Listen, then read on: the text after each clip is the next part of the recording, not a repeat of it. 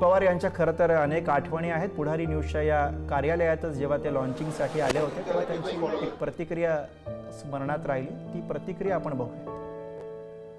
हे आपण जे काही चॅनल उघडलेलं आहे त्या चॅनलला शुभेच्छा देण्याकरता खरं तर आम्ही त्या ठिकाणी आलो.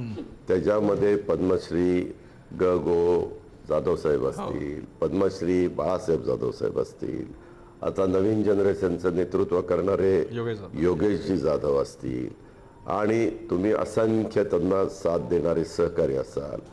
सगळ्या एक तर ह्या पुढारीची आजपर्यंतची ओळख अशी निर्भीड पत्रकारिता.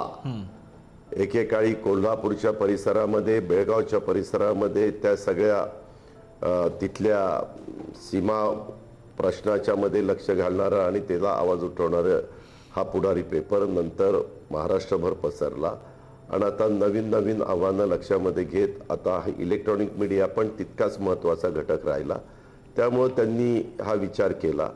आम्हालाही सगळ्यांना बोलवलं. आम्ही सकाळी तिघही एकत्रच 2-3 दुपारपर्यंत एकत्र होतो. त्यावेळेस आम्ही विचारत होतो कितीला जायचं, काय जायचं. तेव्हा ठरलं की मग 6:30ला तिथं पोहोचायचं. त्याच्यामुळे आम्ही आलो. आम्ही तुम्हाला शुभेच्छा देण्याच्या करता आलेलो आहे. आज लगेचच आम्ही इथं हा पत्ता एकटा राजा राणी गुलाब हे काही आम्ही टाकायला आलेलो नाहीये.